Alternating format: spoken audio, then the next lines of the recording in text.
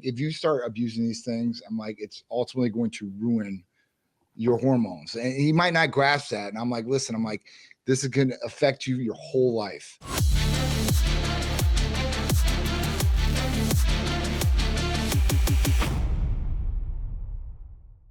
It's that time again to get my blood work done to see where my numbers are. Again, the one big thing for me is I'm keeping track of it. It's so precise. You know, I competed in bodybuilding and powerlifting and martial arts, but that was all over decades ago. And so how can I continue to keep this physique and be this strong at this stage?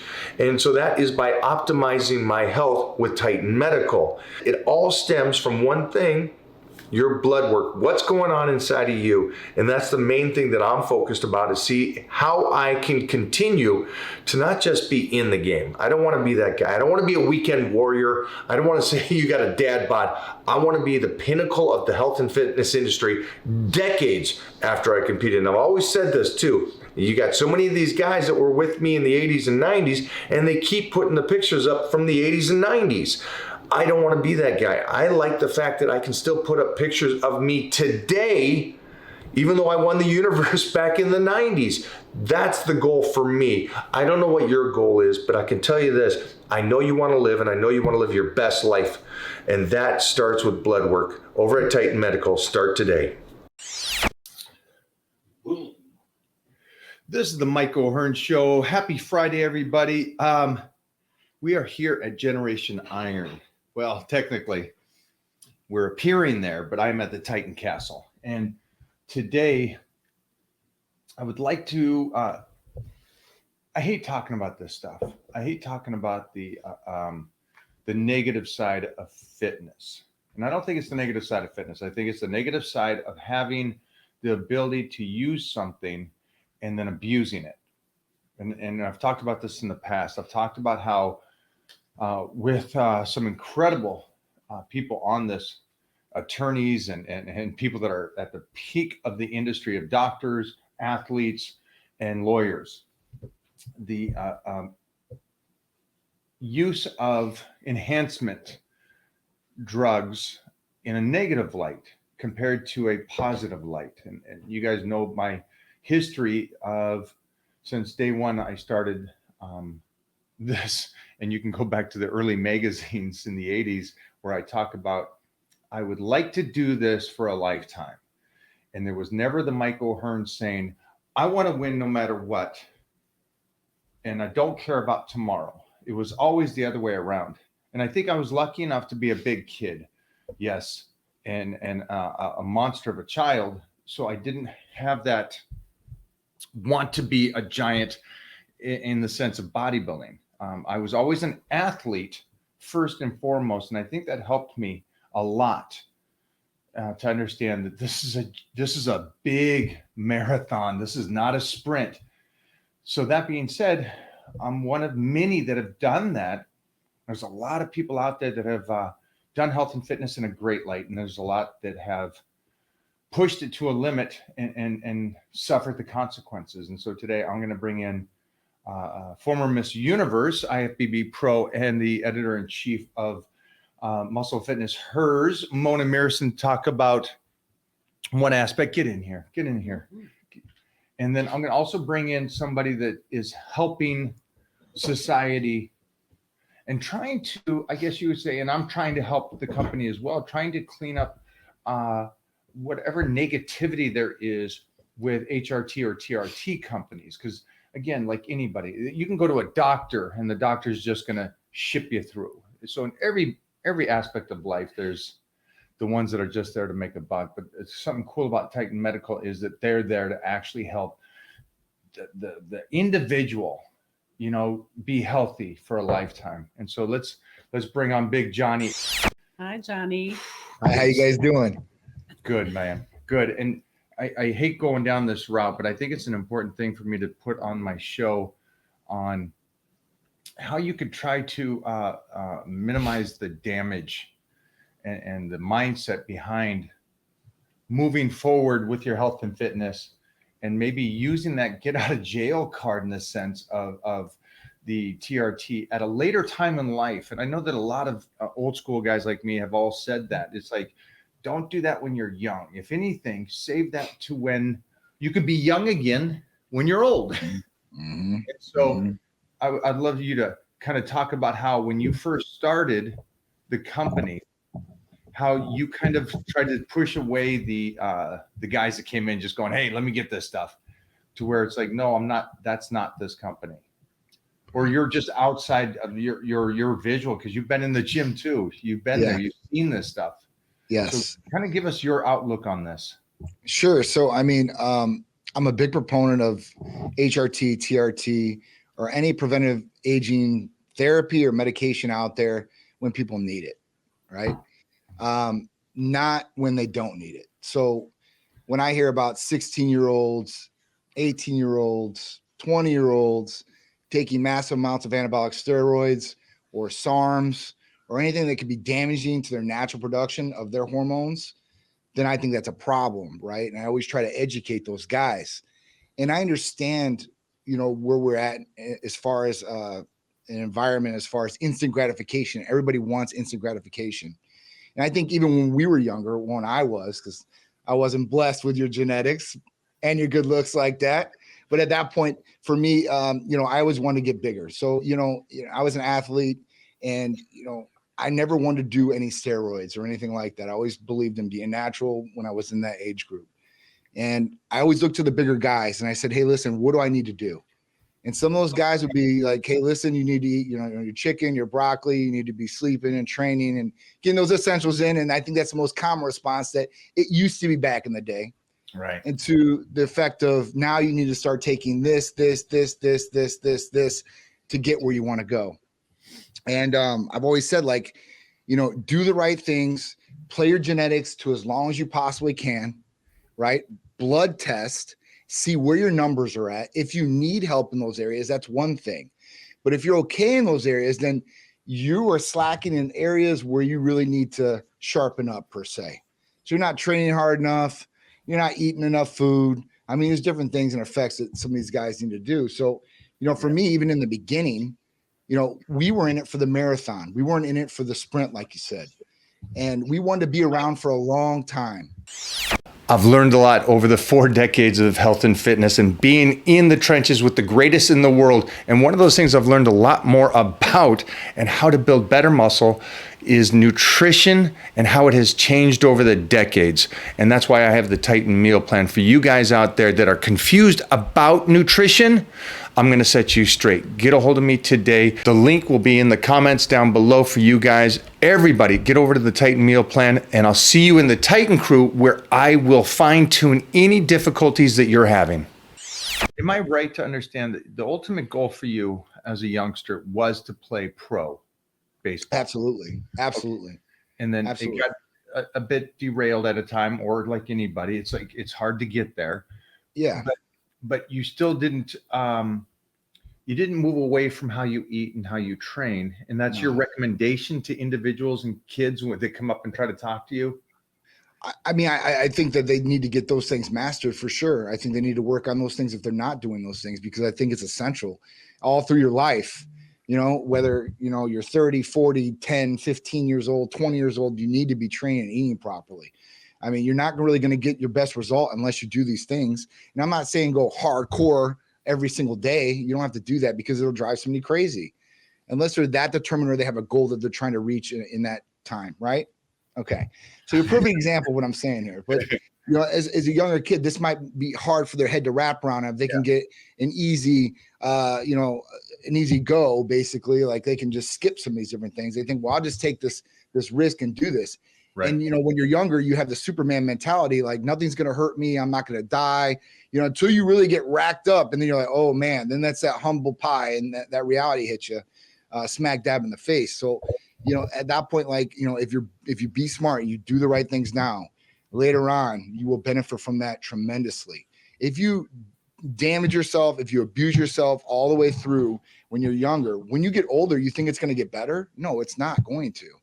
And, even competitors these days, I talk to them. I'm like, listen, some of these guys, they're in their 20s, and they're doing a lot of different things. And I see their blood and I'm like, listen, man, you really need to think about the future too, because after competing, after all this, even if you're a professional athlete, there's going to be it's tough to go there for kids. It's tough. I know. So Well, you competed and won the Miss Universe. You won your amateur show. You won your national show. You went off and won. And again, what I love about you and is that you were a natural competitor, and you came over from running long distance to training. right. And you worked with Carlos, right? Yeah. So all my close friends and my coach at that time, Carlo Filippone, they would tell you that my only go-to, it was the nutrition. So that's what got me through competing. It wasn't the cardio, it wasn't the training. I was already training. The nutrition is what got me to my goal. I just tweaked my nutrition. However, if I would try to do that today to get on stage, It wouldn't happen. It would not So where did happen. that change for you? And again, this is for you youngsters that are listening to this.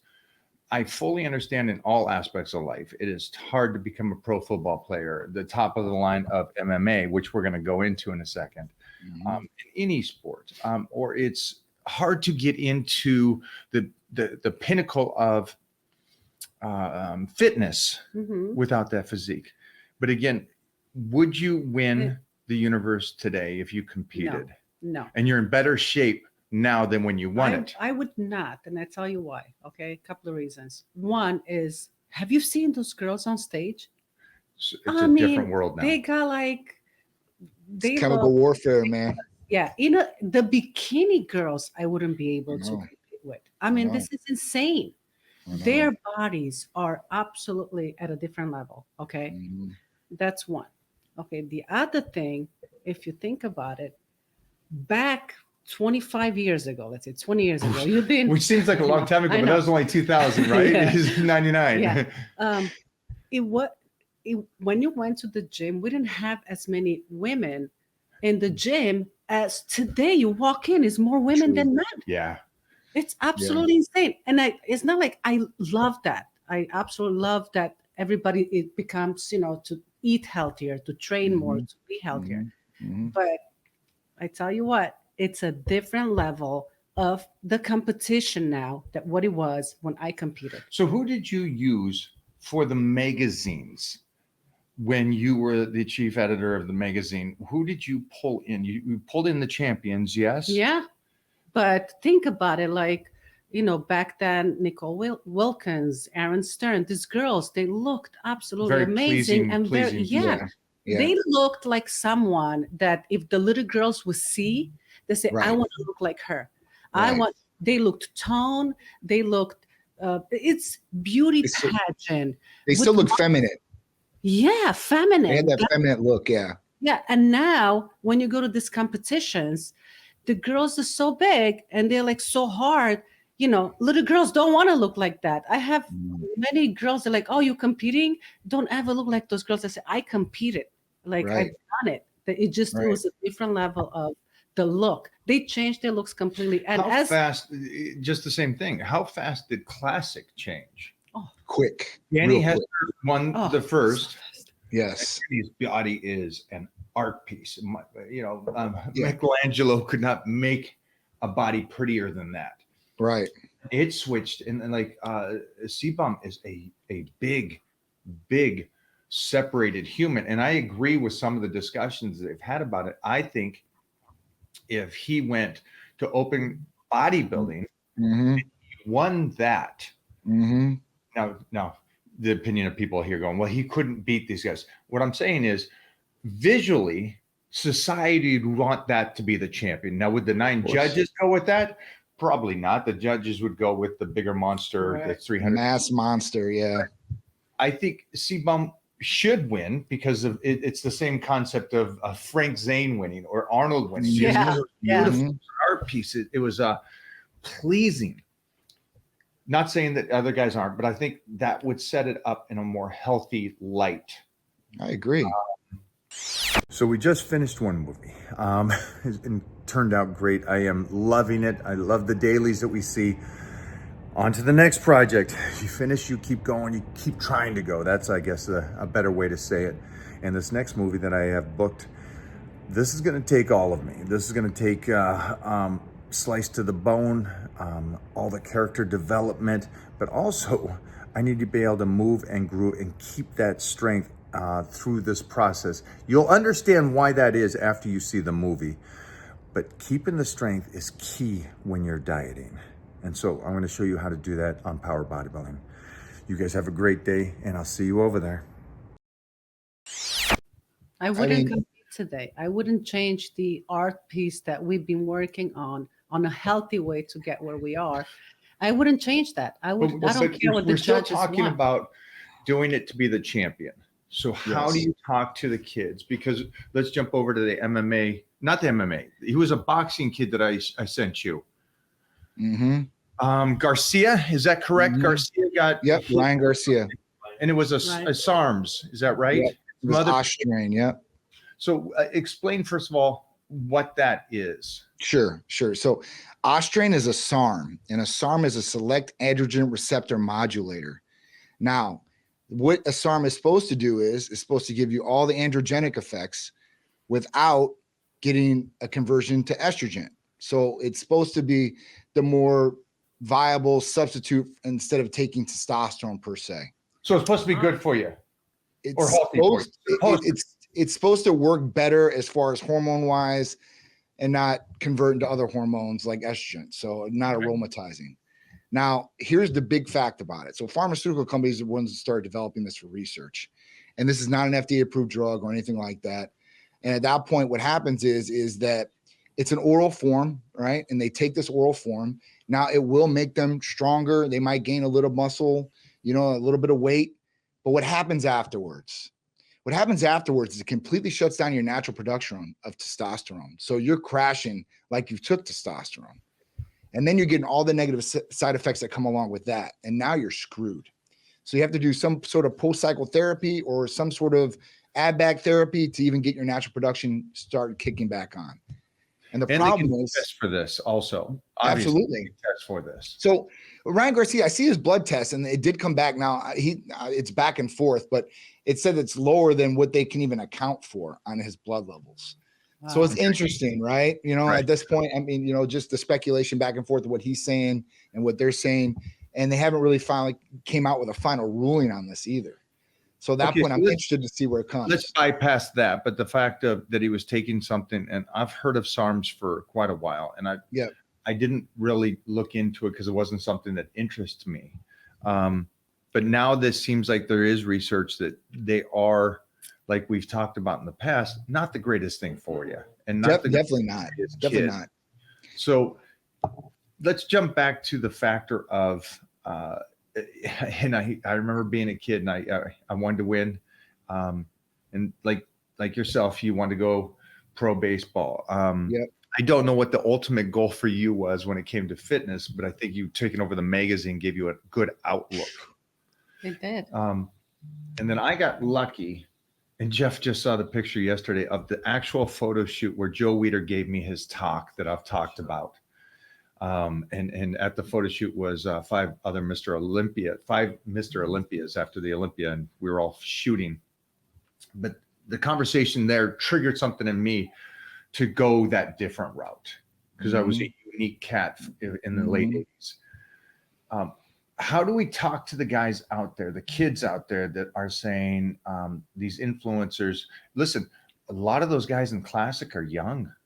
Yeah, I don't care what they look like. They're still young kids. Yeah, even though they look aged. How do we talk to them?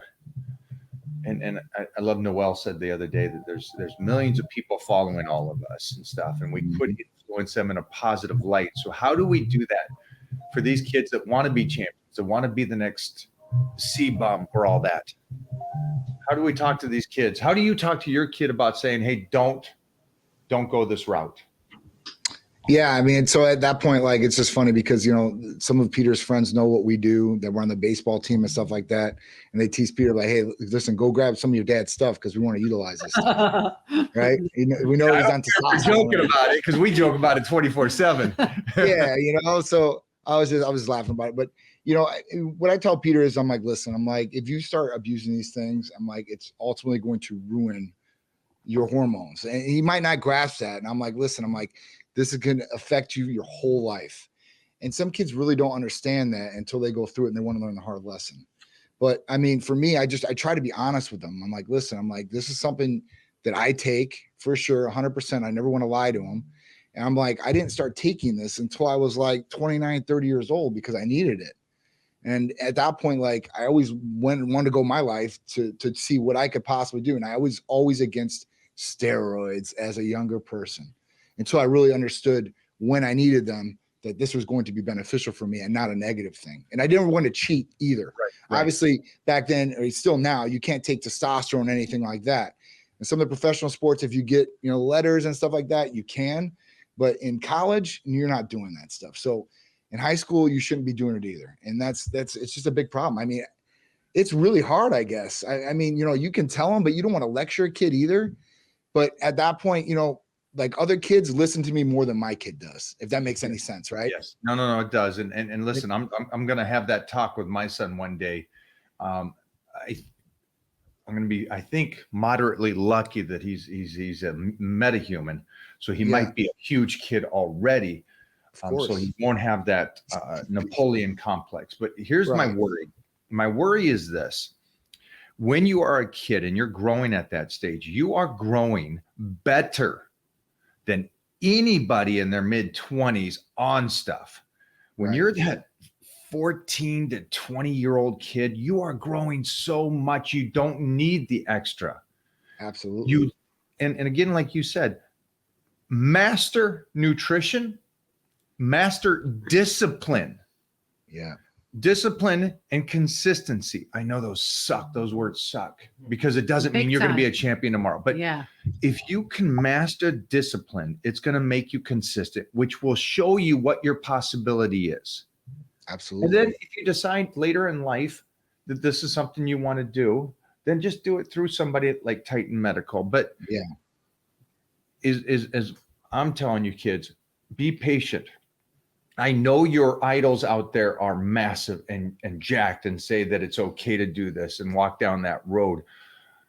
I've been in this industry for over 40 years and I've seen these guys and I've seen the overnight wonder. And then I saw them 2 years later and I've lost, and people know this, I've lost it. The top tier have lost so many people at too young of age because of not just pushing at that level, they didn't have a body that can maintain that or survive on that. Damage themselves. So I'm just be smart about this. If you have the potential, if you have the dedication, if you have all those things, then if that's your journey, that's your decision. My recommendation, and I think Johnny's the same, and I know this one's the same, is nutrition. Nothing beats it. Discipline and consistency, again, nothing wins. You can't beat the guy that doesn't give up. That's right. At the end of the day, you can't. And it should be about the lifespan.